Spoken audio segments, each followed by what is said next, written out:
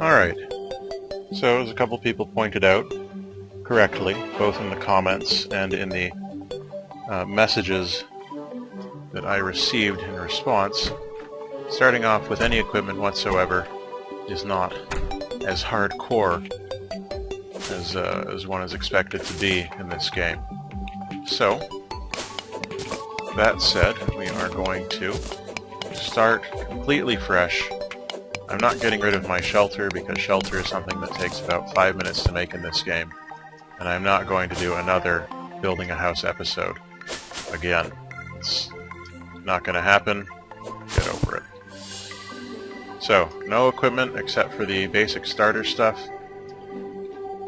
No advantage whatsoever. Just this stuff here. We're going to make a go of it and see what we can do.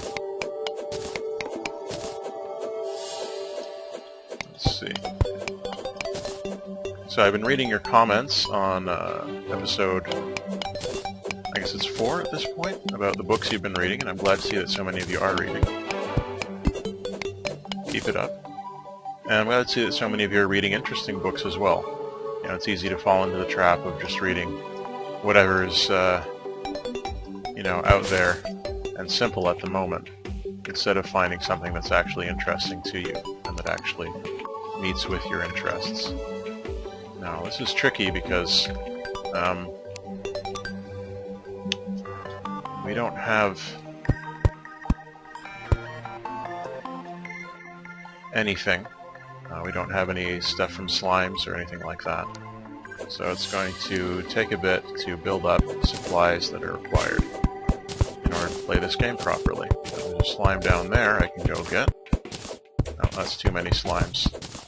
Too high of a risk factor at this point in our character development.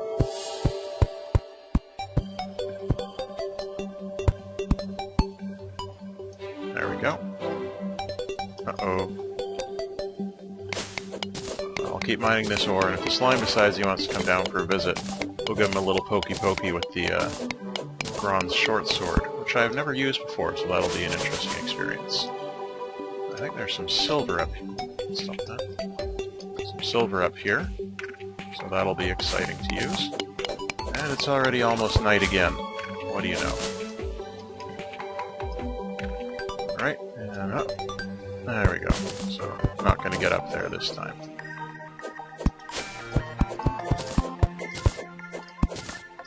Now, for those of you who are reading, I'd be interested to know, what were your experiences of reading like in school? Or what are your experiences of reading like in school? Because I know that as a teacher of English, particularly, wow, this is a useless weapon. A lot of students have very different feelings of what writing means, basically. This could take a bit. For some people, reading is a punishment. For other people, reading is something that they enjoy. And for yet more people, reading is something that they enjoy, but not in class, not in a school setting. This is pointless.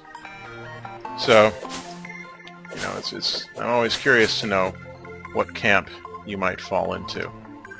Is reading something that you enjoy doing? Or is reading something that you feel forced to do? And if you feel forced to read, I want you to consider for a moment, what makes you feel that way? What is it about the process that is hostile to you? What's causing your difficulties in reading? And is it something that your teacher is willing to help you with? Now, there are lots and lots of different systems that we use for reading. Basically, for teaching people how to read in different school systems. I've worked in some different districts, I've worked in some different countries, and they all have a different... Why am I doing all that grass? They all have different ways of teaching reading, and they all think there are different things that should be focused on There we go. Got to corner them a little bit. Different things that should be focused on by the teacher and by the reader. How many slimes are down there? No, I'm going to go for it. This is a really useless sword. Can't get any enemies who are above you. That's okay. We'll get a better sword eventually, if we survive that long. The trouble with hardcore is that it's all or nothing. And those of you who know me know that I'm not exactly a hardcore gamer. My interest in gaming is mainly having fun. But it's something I'm willing to give it a try. As I've played pretty much every other bit of content that Terraria has to offer. So I'd like to see something outside of my comfort zone, maybe. Let's see, a broadsword. That I would prefer, for sure. So it's, it's a little bit out of my comfort zone, but it's something that I wanted to try because I had had several people ask me for it in comments and in private messages and via email, over Steam, stuff like that. So I thought, why not? Try something new, try something different. Not really my comfort zone, but fun all the same.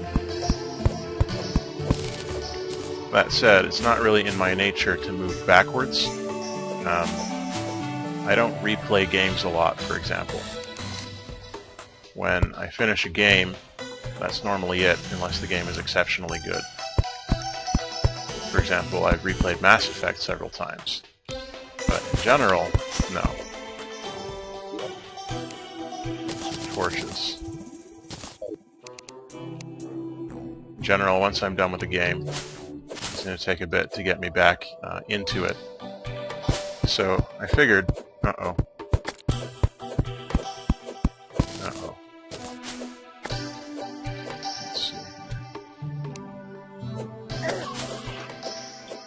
Now, these things are dangerous because they fly, they do a lot of damage, and they have more health than a zombie. Oh, that poor bunny. Come back here.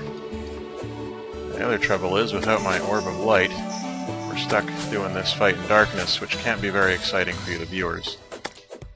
These are the kinds of concerns that I have. Oh, here comes a zombie too. Okay, one down. I'm gonna get you. I'm gonna get you. I'm gonna get revenge for that bunny. Yeah.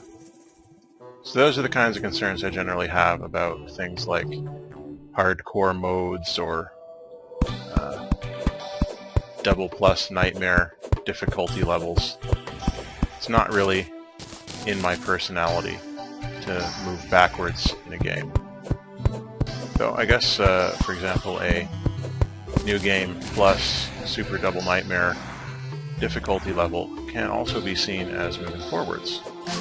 So, in my endeavor to try new things as much as possible, dang it, I'm going to do this. Okay, this could end very badly. Dang it. Okay. Alright. Try and push them back a little bit. This is not going to be an oh, dang it. An ideal situation for us. So let's see if we can maybe push them back, keep them from eating us. That would be nice, seeing as our life is very low. We're going to need to get back to shelter once we're done dealing with these things. Force them back. Oh, you're kidding me.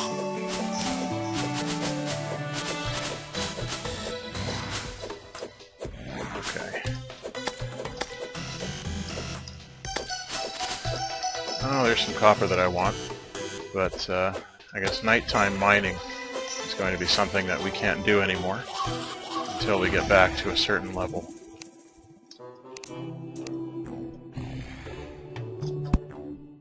Certain level of... Oh! Well, there you go.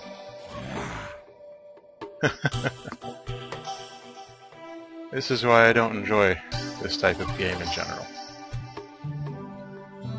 Anyway, we're back pretty much where we started, but we've lost all our copper.